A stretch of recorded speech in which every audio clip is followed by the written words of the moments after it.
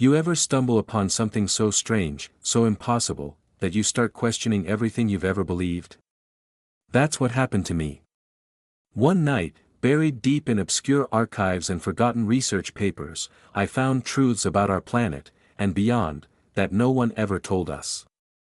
And once you know them, you can't unknow them. They say the more you learn, the less you understand. And lately, that's been haunting me. Every scroll, every article, every fun fact online, it all started to blur together, until I realized, beneath the trivia, there were patterns. Connections between ancient myths, human evolution, and the hidden design of the universe. Take Mordor, for instance. You think Tolkien invented it, right?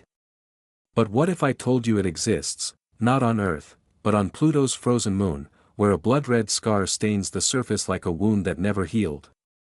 NASA calls it Mordor Macula. A real place. A real scar. And I can't stop wondering, why does it look like dried blood, and while we're staring into the cosmos, our moon, the one that pulls the tides and guards our nights, is escaping us. Every year, it drifts an inch and a half farther away. Someday, it'll leave us entirely. And when that happens, the tides, the balance of Earth, it all collapses. We'll watch the sea crawl backward, but maybe that's the least unsettling part. Did you know some people can't see inside their own minds? No faces, no memories, just darkness. It's called aphantasia. Imagine trying to remember your mother's smile, and seeing nothing. They live their lives without an inner world, and then there's garlic. Yeah, garlic. You can taste it through your feet. I didn't believe it either, until I tried it. Crushed a clove, rubbed it under my socks. Within minutes, I could smell it in my mouth. It's like the body has secrets it's dying to tell us, if only we'd listen, but the universe has a dark sense of humor. Even ladybugs, those adorable red symbols of good luck, are murderers. Cannibals. When food runs out, they eat their own young. I saw it once, magnified under a microscope. The bright red shell hiding something vicious underneath. Kind of like us, don't you think? And speaking of minds, some people live without the voice in their heads. No thoughts echoing back. Just silence. They say it's peaceful. But to me, it sounds terrifying. Because when the voice stops, who's left inside? We claim to love people, but most of us would pick a dog over love. Over 50% admit they'd break up if their pet didn't approve of their partner. It's funny, we're lonely, so we create love that can't leave us, and then there's the moon again, quaking, trembling, alive. When astronauts left their machines behind, the sensors picked up something strange, moonquakes coming from our own lander. It's as if the moon is still talking to us, in seismic whispers, and the Pledge of Allegiance. That sacred childhood chant. It started as a magazine sales gimmick.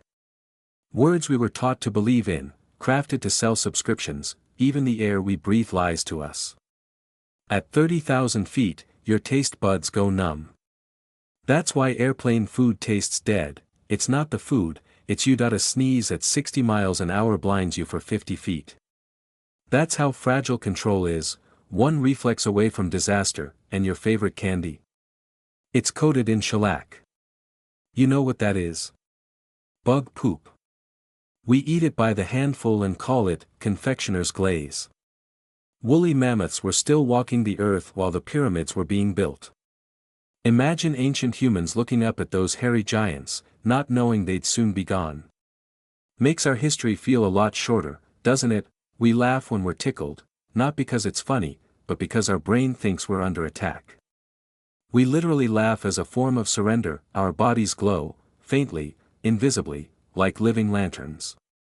And yet, we can't see it. Maybe that's why some people feel drawn to others. Maybe it's light, not love, being left-handed. It's risky. Thousands die every year using right-handed tools in a right-handed world. Even nature has biases. Snails have thousands of teeth, dogs manipulate us with eyebrow muscles, and bed bugs, those ancient little monsters, survived the dinosaurs. Sometimes, I think we're the pests, our bodies are still changing. New bones are forming. You might even have one growing behind your knee right now, nature's unfinished experiment. Inside you is enough iron to forge a nail.